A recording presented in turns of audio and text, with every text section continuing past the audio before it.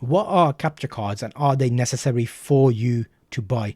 It's a couple of $100 depending on the model you get. This one here would be probably in the region of $100, $110, $20. It fluctuates in price, and it basically is a simple option to allow you to get professional video feeds that you can use on your camera for live streaming, for example.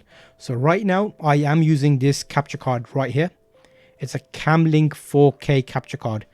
Why do I use this card? I use this card because I can get my camera feed, video feed in high definition through the cable, HDMI cable, and then it goes into the HDMI card, and then it becomes a USB which goes into my computer. I used to use a webcam, and I used to also use my DSLR camera via USB, and the quality was not excellent. It was a little bit blurry. I wasn't able to get 1080p video out of it for live streaming quality. And now, because everybody is live streaming a lot more, it's very important to have good quality video that is nice and sharp, shows what you want to show. You can easily use multiple cards to use things like multiple cameras like I'm using here.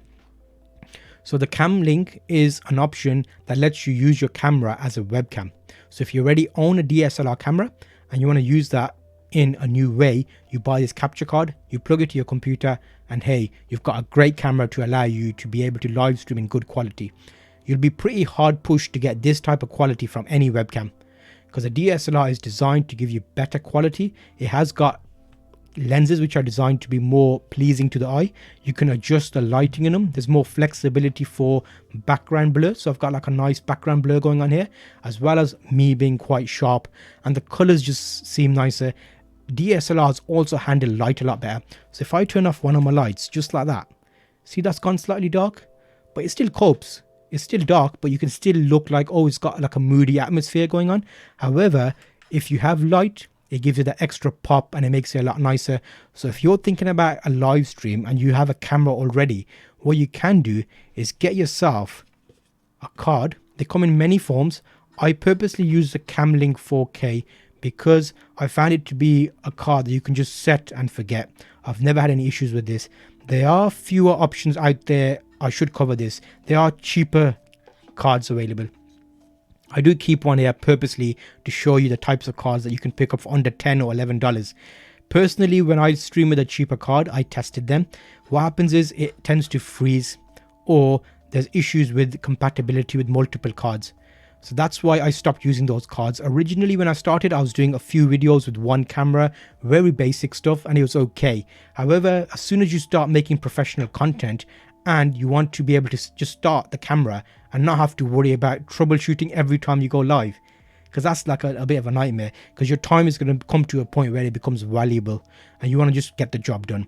So to recap, what I mean by a capture card is it allows you to use your camera, your video, in a new way.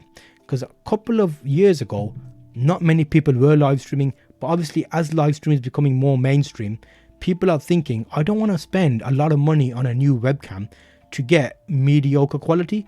Can't I use a camera I already own and take photographs with? To do that, which you can.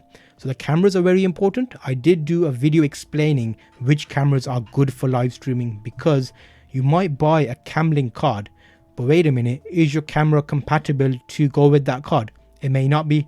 You need to keep a few things in mind, such as, does your camera allow you to send out a clean feed via the HDMI? What does that mean?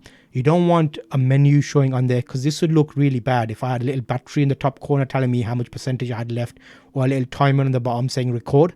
So that we don't want. So some cameras have that which are older. Newer cameras tend to be clean. You also want a face detection option in live view, so when it focuses automatically when you move about, we don't want you out blurry when you're doing a live stream. Don't worry about that. I have got another video where I explain which good cameras you can use for live streaming right here, so check that out and I'll see you on that next video.